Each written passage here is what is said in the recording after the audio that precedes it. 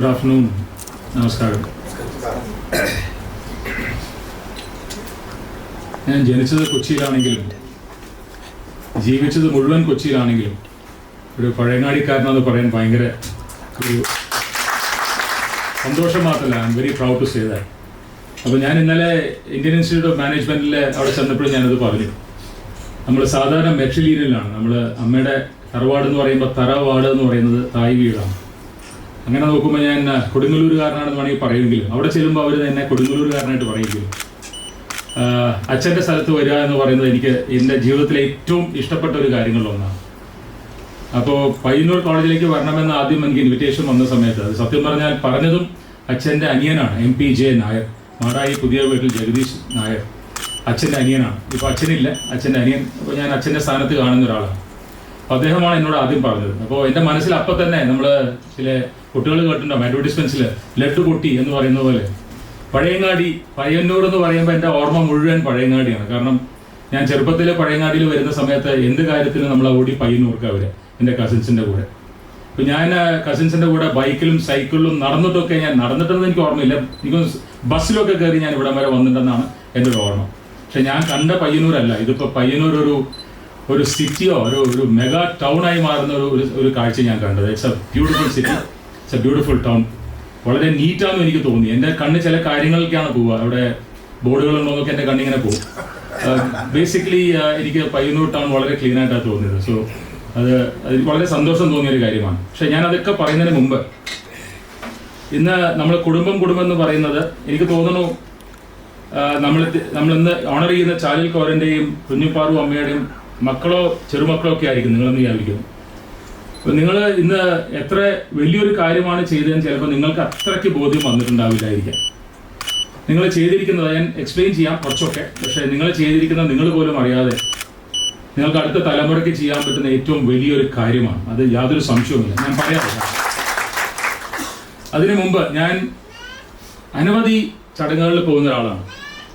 ഇപ്പം ഇന്ന് തന്നെ ഈ വരവിൽ ഞാനൊരു 4ാമത്തെ 5ാമത്തെ ചടങ്ങാണ്. പല തരത്തിലുള്ള ചടങ്ങുകളിൽ ഞാൻ പോകാറുണ്ട്. I am privy to almost all kinds of organisations. പക്ഷെ ഒരു പ്രതിമ അനാച്ഛാദനം ചെയ്യുന്നത് ആദ്യമായിട്ടാണെന്നാണ് എൻ്റെ ഓർമ്മ. അതെനിക്ക് കിട്ടിയ ഒരു ഓപ്പർച്യൂണിറ്റി ഒന്ന് ആലോചിച്ച് നോക്കൂ. നമ്മൾ ഏവരും ബഹുമാനിക്കുന്ന, അല്ലെങ്കിൽ നമ്മൾ ഈശ്വരന് തുല്യം കാണുന്ന APJ അബ്ദുൽ കലാം സാറിനെ പോലത്തെ ഒരാളുടെ പ്രതിമ അനാച്ഛാദനം ചെയ്യുക. ഇതിൽ കൂടുതലൊരു ഭാഗ്യം എനിക്ക് കിട്ടാനേ ഇല്ല. ഇത്രയും കാലം ഞാൻ 8 കൊല്ലമായിട്ട് ഞാൻ ഈ ജോലി ചെയ്യുന്നു. അപ്പോൾ ഇന്ന് വളരെ ഇൻട്രസ്റ്റിംഗ് ആയിട്ട് എനിക്ക് തോന്നി. എന്നെ പോലത്തെ ഇത്രയും സാധാരണ ചെറിയൊരു മനുഷ്യനെ നിങ്ങൾ കമ്പയർ ചെയ്യാൻ ശ്രമിച്ചത്, കമ്പയർ എന്ന് പറയുന്നില്ല, പേരെടുത്ത് പോലും ഒരുമിച്ച് പറഞ്ഞത് ഒന്ന് അബ്ദുൽ കലാമിനെ പറ്റിയും ഒന്ന് TN ശേഷനെയും പറ്റിയാണ്. പക്ഷെ അത് തന്നെ ഒരു കാര്യം എൻ്റെ മനസ്സിൽ കൂടെ ഓടിപ്പോകുന്നത്, ശരിക്കും പറഞ്ഞാൽ നമ്മൾ എന്തുകൊണ്ടാണ് ഇവരെ ഓർക്കുന്നത് എന്നുള്ളത് നമ്മൾ ശരിക്കും ചിന്തിച്ചു കഴിഞ്ഞാൽ, APJ അബ്ദുൽ കലാം അല്ല നമ്മുടെ ഇന്ത്യയിലെ ഒരേ ഒരു പ്രസിഡന്റ്. നമുക്ക് ഇഷ്ടംപോലെ പ്രസിഡന്റ്സ് ഉണ്ടായിരുന്നു, ഇന്നും പ്രസിഡന്റ് ഉണ്ട്. വളരെ ഇമ്മാക്കുലേറ്റ് പീപ്പിൾ ആണ് ഓരോരുത്തരും, ഓരോ കാൻഡിഡേറ്റും ഓരോ പ്രസിഡന്റും നമുക്ക് വളരെ ഏറ്റവും നല്ല ക്വാളിറ്റി ഉള്ള ആൾക്കാർ തന്നെയാണ്. പക്ഷെ എന്തുകൊണ്ട് നമ്മൾ ഇവിടെയുള്ള എല്ലാ പ്രസിഡന്റ്സിന്മാരിലും നമ്മൾ എന്തുകൊണ്ട് പെട്ടെന്ന് ചോദിച്ചാൽ, കുട്ടികളോട് ചോദിച്ചാൽ, സ്പെഷ്യലി ഇവിടെ ഇരിക്കുന്ന ചെറിയ കുട്ടികളോട് ഞാൻ ചോദിക്കുകയാണ്, ഇന്ത്യയുടെ ഒരു പ്രസിഡന്റിനെ നെയിം ചെയ്യാൻ പറഞ്ഞാൽ എനിക്ക് യാതൊരു സംശയവുമില്ല അത് APJ അബ്ദുൽ കലാം സാറിനെ ആയിരിക്കും നമ്മൾ നെയിം ചെയ്യുക. അതുപോലെ തന്നെ നമുക്ക് എത്രയോ കാലങ്ങളായിട്ട് തന്നെ ഇലക്ഷൻ കമ്മീഷൻ ഉണ്ട്, എത്രയോ കാലങ്ങളായിട്ട് ഇലക്ഷൻ കമ്മീഷണേഴ്സ് ഉണ്ട്. ഇപ്പോഴാണ് 3 കമ്മീഷണേഴ്സ് ആയത്. We had A chief election commissioner എന്നുള്ളതിന് പോസ്റ്റിന് മുമ്പ് ഇലക്ഷൻ കമ്മീഷണർ ഉണ്ട്. അതൊരു കോൺസ്റ്റിറ്റ്യൂഷണൽ പോസ്റ്റുമാണ്. പക്ഷേ നമ്മൾ എത്ര ഇലക്ഷൻ കമ്മീഷണേഴ്സ് നമുക്ക് ഓർമ്മയുണ്ട്? ഞാൻ ഇന്നത്തെ ഇലക്ഷൻ കമ്മീഷണർ ചോദിച്ചാൽ ചിലപ്പോൾ പല ആൾക്കാർക്കും പറയാൻ പറ്റില്ല. പക്ഷേ ഞാൻ ഇന്ത്യയുടെ ഒരു ഇലക്ഷൻ കമ്മീഷനെ പറ്റി ചോദിച്ചു കഴിഞ്ഞാൽ നിങ്ങൾ പറയാൻ പോകുന്ന TN ശേഷനായിരിക്കും. എന്തുകൊണ്ടാണ് നമ്മൾ ഇത്രയധികം ഓർക്കുന്നത് എന്ന് ആലോചിച്ച് കഴിഞ്ഞാൽ ഒരു കാര്യം ഉറപ്പാണ്, നമ്മൾ എന്തായി എന്നുള്ളതല്ല റെലവൻറ്റ്, നമ്മൾ അതിനെ എങ്ങനെ ചെയ്തു, എങ്ങനെ അതിനെ കൈകാര്യം ചെയ്തു എന്നുള്ളതാണ് റെലവൻറ്റ്. അപ്പോൾ ഇവിടെ ഇരിക്കുന്ന ഓരോരുത്തരും നമ്മൾ നേഷൻ ബിൽഡേഴ്സ് ആണെന്ന് ഞാൻ പറയാറുണ്ട്. നമ്മൾ ഓരോരുത്തരും ചെയ്യുന്നത് അറിഞ്ഞോ അറിയാതെയോ, അറിയാണ്ട് പോലും നമ്മൾ ചെയ്യുന്നത് നേഷൻ ബിൽഡിങ്ങിന്റെ ഭാഗമാണ്.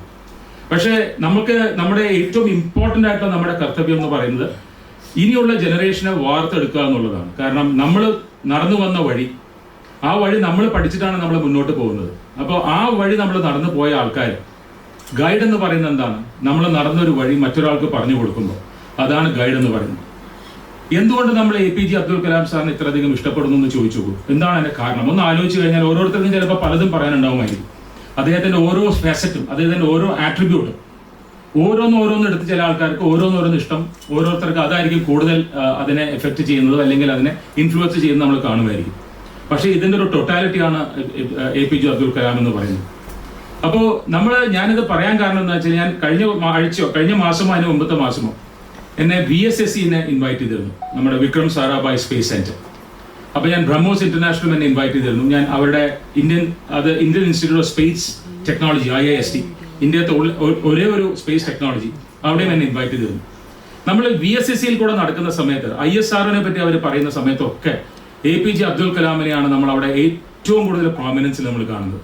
അവർ ഓരോ ഫേസിറ്റ് നമ്മൾ നടക്കുന്ന സമയത്ത്, പോയ ആൾക്കാരുണ്ടോ എന്ന് അറിയില്ല, VSSCയുടെ അവരുടെ മ്യൂസിയത്തിൽ കൂടെ നടക്കുന്ന സമയത്ത് എവിടെയൊക്കെ നമ്മളിങ്ങനെ അബ്ദുൽ കലാം സാറിന്റെ ഓരോ കാര്യങ്ങളും എഴുതി വെച്ചിട്ടുണ്ടാവും, അല്ലെങ്കിൽ അത് കാണിച്ചിട്ടുണ്ടാവും, ഡെപിക്ട് ചെയ്തിട്ടുണ്ടാവും.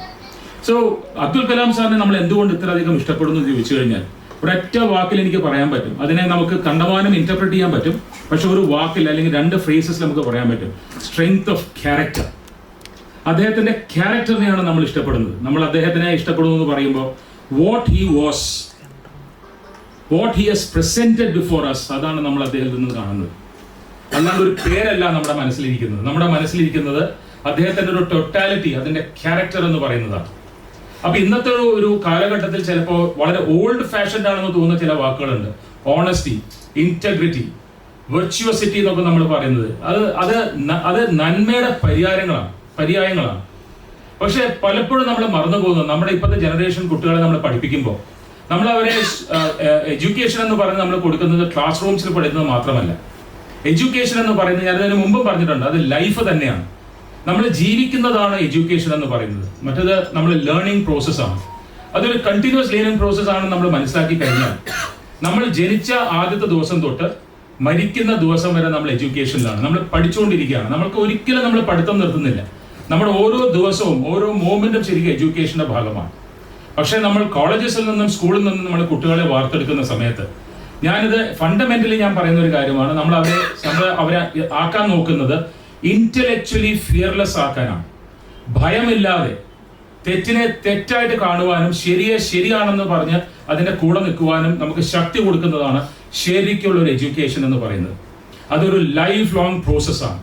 ഒരു വിട്ടുവീഴ്ചയും ഇല്ലാതെ, ഒരു കോംപ്രമൈസും ഇല്ലാതെ, എന്താണോ ശരി ആ ശരിയുടെ കൂടെ നിൽക്കുകയും എന്താണോ തെറ്റ് ആ തെറ്റിനെതിരെ, അതിൽ നമുക്ക് എന്ത് ദൂഷ്യം വരുമെന്ന് നോക്കാതെ, നമ്മൾ എടുക്കുന്ന ഒരു ഡിസിഷന് അത് എനിക്കെന്ത് ഗുണം വരും, എനിക്ക് എന്ത് തെറ്റ് വരുമെന്ന് നോക്കാതെ, അത് ശരിയാണെങ്കിൽ അത് എനിക്ക് നാളെ ഒരു ബുദ്ധിമുട്ട് വരും എന്ന് അറിഞ്ഞുകൊണ്ട് തന്നെ ആ ശരിയുടെ കൂടെ നിൽക്കുവാനും, ഒരു തെറ്റിനെ എതിർക്കുന്ന സമയത്ത് അത് എതിർത്തുകൊണ്ട് വലിയ ശക്തികൾ എനിക്കെതിരെ തിരിയുമെന്നും ഞാൻ ആ ഒരു ഡിസിഷൻ കാരണം എനിക്ക് കണ്ടമാനം ബുദ്ധിമുട്ട് ലൈഫിൽ വരുമെന്നും മനസ്സിലാക്കിക്കൊണ്ട് നമുക്ക് ആ ഡിസിഷൻ എടുക്കാൻ സാധിക്കുന്നതാണ് സ്ട്രെങ്ത് ഓഫ് ക്യാരക്ടർ എന്ന് പറയുന്നത്.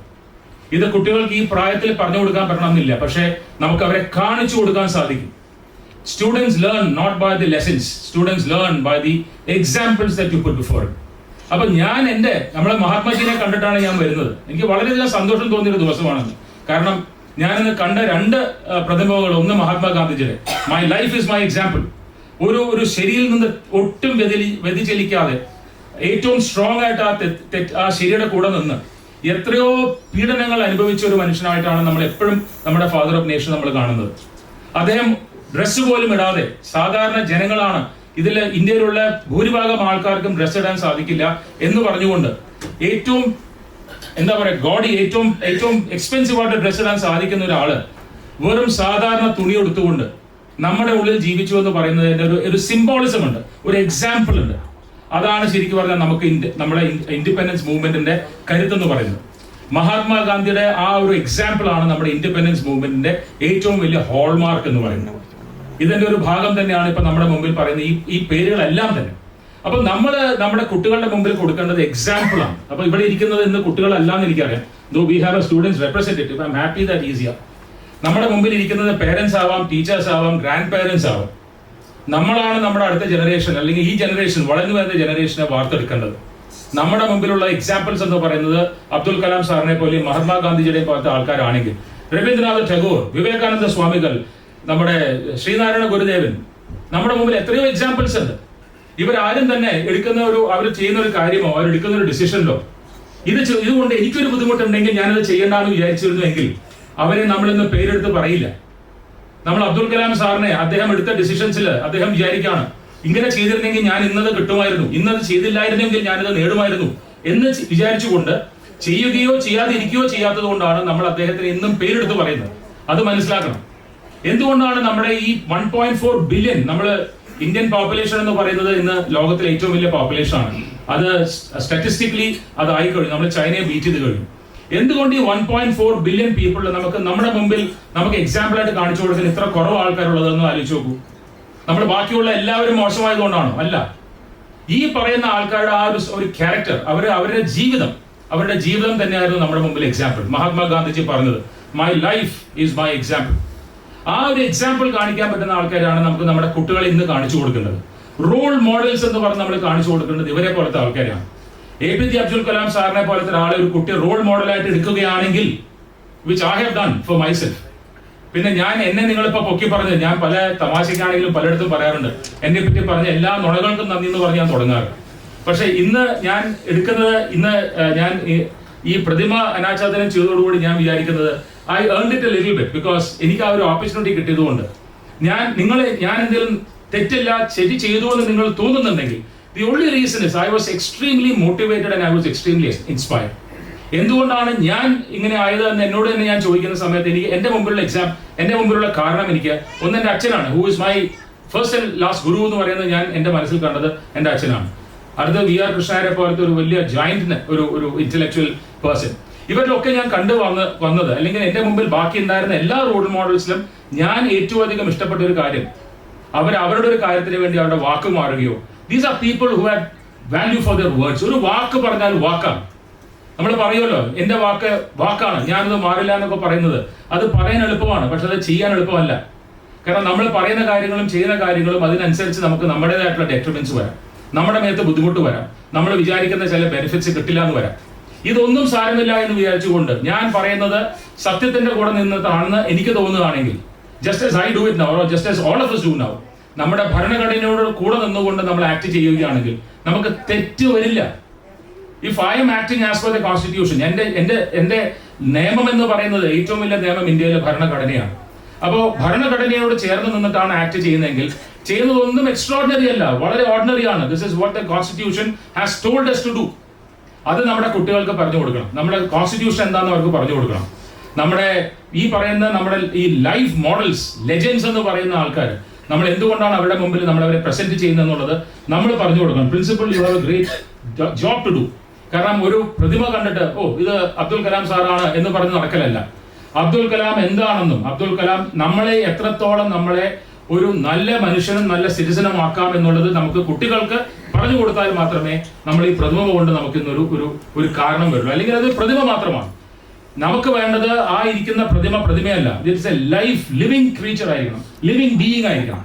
കണ്ടു കഴിഞ്ഞാൽ ലിവിങ് ആണ്, അത് ഇദ്ദേഹത്തിന്റെ കഴിവാണ്. It's a living being. ഞാനത് കണ്ടു കഴിഞ്ഞപ്പോൾ സത്യം പറഞ്ഞാൽ ഒന്ന് അതിശയിച്ചു.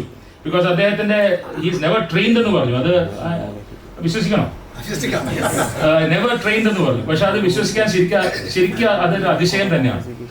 അങ്ങനെ നമ്മൾ ഒരു ലിവിങ് ബീയിങ്, ഒരു അബ്ദുൽ കലാം സാറ് തന്നെയാണ് നിൽക്കുന്നതെന്ന് മനസ്സിലാക്കി കഴിഞ്ഞാൽ, അങ്ങനെയാണ് നമുക്കത് തോന്നുന്നതെങ്കിൽ, നമ്മൾ അതിനാണല്ലോ ശില്പി ആ പ്രതിമയ്ക്ക് ഏറ്റവും കൂടുതൽ ഒരു ഫേഷ്യൽ ക്യാരക്ടറിസ്റ്റിക്സും ഫിസിക്കൽ ക്യാരക്ടറിസ്റ്റിക്സും കൊടുക്കുന്നത്. കാരണം അതിനൊരു ലിവിങ് ആയിട്ട് കാണാൻ വേണ്ടി തന്നെയാണ്. പക്ഷെ നമുക്ക് വേണ്ടത് നമ്മുടെ മനസ്സിൽ ലിവിങ് ആയിരിക്കണം. നേരത്തെ പറഞ്ഞതുപോലെ കറക്റ്റാണ് പറഞ്ഞത്, മഹാത്മാഗാന്ധിജിയെ മറക്കുന്ന ഒരു കാലമാണ്. ഇതിപ്പോ തുടങ്ങിയതല്ല, കഴിഞ്ഞ കുറെ കാലങ്ങളായിട്ട് നമ്മൾ മഹാത്മാഗാന്ധിയെ മറക്കുകയാണ്. നമ്മൾ എത്ര പേർക്ക് ശരിക്കും പറഞ്ഞു അഹിംസ എന്താണെന്നറിയാം? നമ്മുടെ വിചാരം ഒരാളെ അടിക്കാതിരുന്നാൽ അഹിംസയാണ്. അതല്ല അഹിംസ. അടിക്കുന്നത് സഹിക്കാം, വാക്കാലുള്ള ഹിംസയാണ് സത്യം പറഞ്ഞാൽ സഹിക്കാൻ പറ്റാത്തത്. നമ്മളിന്ന് നമ്മുടെ ചുറ്റും കേട്ടു നോക്കൂ, ടെലിവിഷൻസിലെ വൈകുന്നേരത്തെ ഡിസ്കോഴ്സസ് കേട്ടു നോക്കൂ, നമ്മുടെ ഡിസ്കഷൻസ് കേട്ടു നോക്കൂ. ശ്രീനാരായണ ഗുരു ഒക്കെ ഇരുന്ന ഒരു രാജ്യത്താണ് നമ്മൾ ജീവിക്കുന്നതെന്ന് മനസ്സിലാക്കണം. ആദിശങ്കരന്റെ ഏറ്റവും കൂടുതൽ ഡിബേറ്റ്സിൽ ജയിച്ച നമ്മുടെ ഹിസ്റ്ററി പറയുന്നവരാണ് ആദിശങ്കരൻ. ആദിശങ്കരന്റെ നാട്ടിലാണ് നമ്മൾ ഇന്ന് വൈകുന്നേരങ്ങളൊക്കെ കാണുന്ന ഈ ഡിസ്കോഴ്സസും ഈ ബഹളങ്ങളൊക്കെ കാണുന്നത്. ഇതാണ് നമ്മളെ കുട്ടികൾ കണ്ടു വളർന്നത്. അതൊരു എന്റർടൈൻമെന്റ് ആയിട്ട് കണക്കാക്കുക, അതൊരു തമാശയായിട്ട് കണക്കാക്കുക. അവർക്ക് നമ്മൾ പറഞ്ഞു കൊടുക്കേണ്ടത് ഈ പറയുന്ന മഹാന്മാരുടെ ലൈഫ് എക്സാമ്പിൾസ് ആണ്. ആ എക്സാമ്പിൾസ് നമുക്ക് അവർക്ക് കൊടുക്കാൻ സാധിച്ചാൽ മാത്രമേ ഇന്ന് കാണിക്കുന്നത്, ഇന്ന് നമ്മൾ ചെയ്തത് അത് വെറും ഒരു സിംബോളിസം അല്ലാണ്ടാവുള്ളൂ. I don't want this to be a symbolism. അതുകൊണ്ടാണ് ഞാൻ ഫാമിലിയോട് പറഞ്ഞത്, you have no idea what you have done for the next generation of students here. നിങ്ങൾ ചെയ്തിരിക്കുന്നത് ഏറ്റവും വലിയൊരു കാര്യമാണ്. നിങ്ങൾ ചെയ്തിരിക്കുന്നത് ഒരു ജനറേഷൻ ഓഫ് കുട്ടികൾക്ക് ഇൻസ്പിറേഷൻ കൊടുക്കലാണ്. ഞങ്ങളൊക്കെ ഇവിടെ നിൽക്കുന്നുണ്ടെങ്കിൽ, ഇപ്പൊ ഇവിടെ നിന്ന് സംസാരിക്കാനൊക്കെ പ്രാപ്തി എന്തെങ്കിലും നിങ്ങൾ കാണുന്നുണ്ടെങ്കിൽ അത് പ്യുവർ ഇൻസ്പിറേഷന്റെ ഭാഗമാണ്. എന്നെ I have been inspired immensely by very certain few people.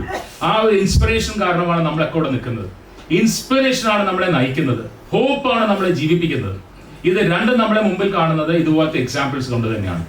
കുറേ സംസാരിക്കാനുണ്ട്, ഇതിനെപ്പറ്റി സംസാരിച്ചു തുടങ്ങിയാൽ I may not stop at all, but I don't want to do that. ഞാൻ I think I have taken more time than I was allotted.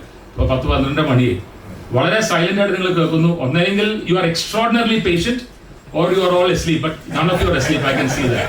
But thank you for the time. ഞാൻ ഒരു കാര്യം കൂടെ പറയാം. ഞാൻ പയ്യന്നൂർ കോളേജിനെ പറ്റി കുറേ കേട്ടിട്ടുണ്ട്. എൻ്റെ ഒരു കസിൻ ഇവിടുത്തെ പ്രിൻസിപ്പൾ ആയിരുന്നു, അല്ലേ? ജയനേട്ടൻ പ്രിൻസിപ്പൾ ആയിരുന്നു. എൻ്റെ ഫസ്റ്റ് കസിൻ ആണ് ജയരാജ്. ഞാൻ ജയനേട്ടൻ എന്നാ വിളിക്കാം. ജയരാജ്, അതെ, ജയരാജ് നമ്പ്യാർ. അദ്ദേഹത്തിന്റെ ബ്രദർ ഇപ്പോൾ റീസെന്റ് മരിച്ചു. ഞാൻ അദ്ദേഹത്തിനെ കാണാനും പോകുന്നുണ്ട്. അപ്പോൾ ജയനേട്ടന്റെ ഒരു പ്രിൻസിപ്പളായിട്ടിരുന്ന കോളേജിലേക്കാണ് വരുന്നതെന്ന് സത്യം പറഞ്ഞാൽ എനിക്ക് ആ സമയത്ത് ഓർമ്മയുണ്ടായിരുന്നില്ലെങ്കിൽ പോലും ഇന്നത് ഞാൻ മനസ്സിലാക്കുന്നു. This is one of the finest campuses I have seen. അത് ഞാൻ വെറുതെ പറയുന്നത്.